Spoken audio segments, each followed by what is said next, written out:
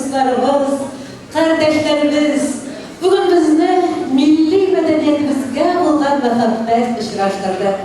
Tatarstan'ın, Tatar halkının, Polatlıoğlu, Tufan Mingul'un icadı bizim hiç duygularımızı hoşlandırdı, ruhumuzu anlattı, birleştirdi. Hem eğer ruhi dünyamız buna şunday mağnalı revişte bayılsa biz güçlü de birden de buluruz.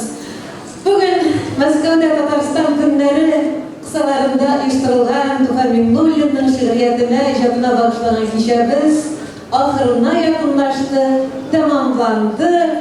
Biz sizge itibarınız için, kilonuz için, ruhunuzun, gücünüzün, Marsilya oylar, Tufan oylar etmiştik, Tatarşa, yüreğinizin Tatarşa tibu için başlayarız. Şunu bulup sormanız, rahmet sizge.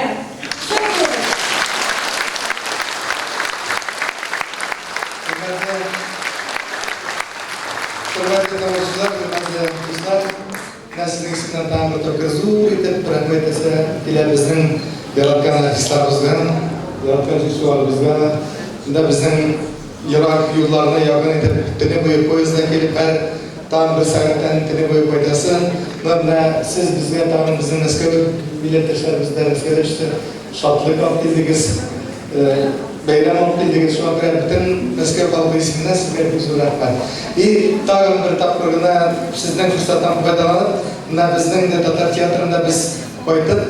Şenki yollarına, Musacali temamızın kütürede güten temalarına, patriotik temalarına Biz Tatar teatrında köpkün artistlarga bu 100 yıllıkta büyük şairimiz, büyük Georgiyev'in Müseşehir'in medallerini tapşırışmak var. Bugünkü fırsatta faydalanıp şu motor jubiley medallerin hem Müseşehir'in kızı Şifan Müseşehir'in tebrik halkın sergisi tapşırıga Reyma Hanım İbrahimov bilen Zilal Hanım Sogar Bülün olarak.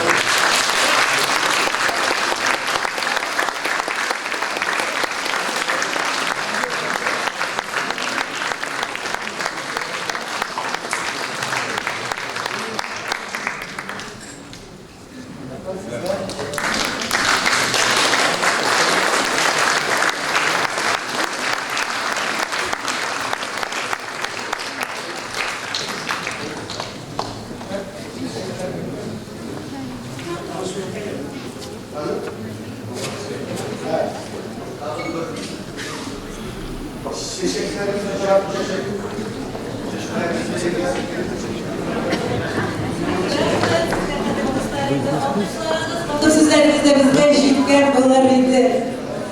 Biz bırakmayız.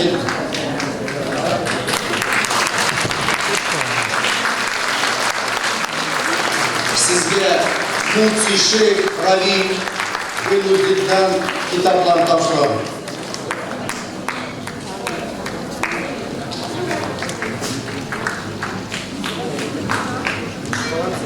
Kadirli dostlar sizge